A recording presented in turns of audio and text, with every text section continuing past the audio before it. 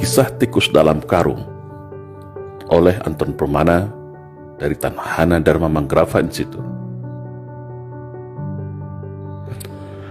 Dalam sebuah perjalanan kereta api, seorang profesor ilmuwan asal Prancis bertanya kepada seorang pria tua yang duduk di sampingnya, "Bapak, kalau saya boleh bertanya, benda apa yang ada di dalam karung itu?" kata profesor. Pria tua menjawab, "Oh, itu adalah kumpulan tikus yang ada di ladang gandum saya." Lalu profesor dengan mimik yang semakin heran dan penasaran melanjutkan pertanyaannya, "Untuk kegunaan apakah tikus itu jauh-jauh Anda bawa dan untuk siapa?" Si pria tua menjawab, "Tikus ini ada yang order buat laboratorium pemerintah sebagai bahan penelitian. Saya mau mengantarkannya langsung. Dan ini sudah biasa saya lakukan dalam beberapa tahun ini." Sambil manggut-manggut, si profesor bertanya kembali, "Lalu, kenapa Anda selalu menendang-nendang tikus itu dan menggoyang-goyang karungnya setiap saat?" Si pria tua itu menjawab, "Oh, kalau itu adalah tradisi kami sejak dulu di ladang. Saya menendang dan menggoyang-goyang tikus itu agar tikus itu sibuk dan ribut antar sesama dia di dalam karung. Karena kalau mereka tenang-tenang saja tanpa diganggu, maka tikus itu bisa menggigit dan mengoyak karung ini dengan gigi dan kukunya yang tajam. Makanya saya goyang dan tenang terus karung ini, supaya tikus-tikus ini lupa kalau mereka sebenarnya punya senjata gigi dan cakar. Mereka punya cara bersama-sama untuk melepaskan diri dari karung ini," jawab pria itu santai. "Oh, begitu ternyata," jawab profesor ini baru paham dan mengerti sambil manggut-manggut.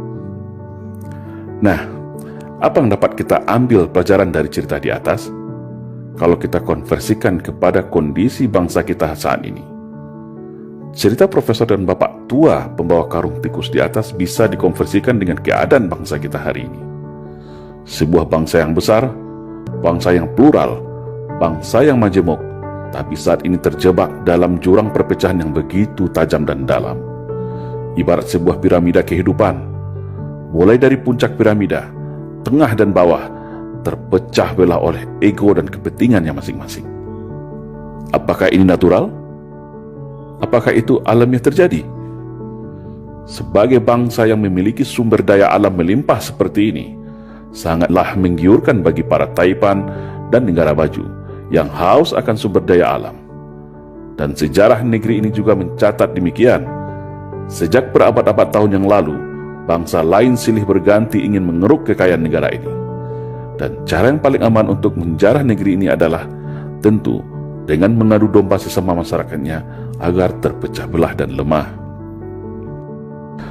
Para elit dibenturkan oleh kepentingan bisnis dan jabatannya. Pemerintah dibenturkan dengan rakyatnya. Sesama anak bangsa dibenturkan diadu domba dengan isu sentimen sara. Mayoritas versus minoritas, cebong versus kampret, radikal versus PKI, Jawa versus luar Jawa, dan liberal versus fundamental. Padahal semua perpecahan itu ada decision maker di belakangnya. Ada kingmaker yang merencanakannya. Para elit minorki kekuatan invisible hand yang ingin mengalihkan segala perhatian, menguras energi bangsa, hingga kita semua lupa, lengah bahwa bangsa ini adalah bangsa yang besar, bangsa yang hebat, bangsa yang tangguh, bangsa yang ramah, baik dan patriot sejati, sebagaimana pendahulu kita mendirikan negara ini dengan segenap jiwa raganya. Setiap hari, setiap menit dan detik, ada saja isu permasalahan yang muncul seakan memaksa kita, menggiring kita, memancing emosi kita untuk terus berkelahi, saling mencaci dan saling membuli. Seolah tak ada lagi celah untuk kembali ke masa indah yang penuh kerukunan, ketentraman dan saling percaya dan toleransi. Yang agama satu tak recokin agama yang lainnya. Yang aliran berbeda tidak hakimi aliran yang lainnya. Suku lain tidak menghina suku lain. Kehormatan sara sangat kita junjung dan hormati. Tapi saat ini, isu sara seolah menjadi amunisi dan senjata untuk memecah belah anak bangsa. Akhirnya yang terjadi, sesama anak bangsa terjebak dalam jurang gelap perpecahan tiada henti, yang membuat para cukong, elit minoriti, kingmaker semua tepuk tangan dan tertawa sambil menghisap kekayaan negeri ini dengan tenang. Sudah saatnya bangsa ini sadar akan jati dirinya. Sudah saatnya kita semua paham arti dari semua perpecahan ini. Semua ada yang mengaturnya, dan semua ada yang menikmatinya. Ibarat kata pepatah, kalau kapal pecah, maka hiu yang akan kenyang menikmatinya.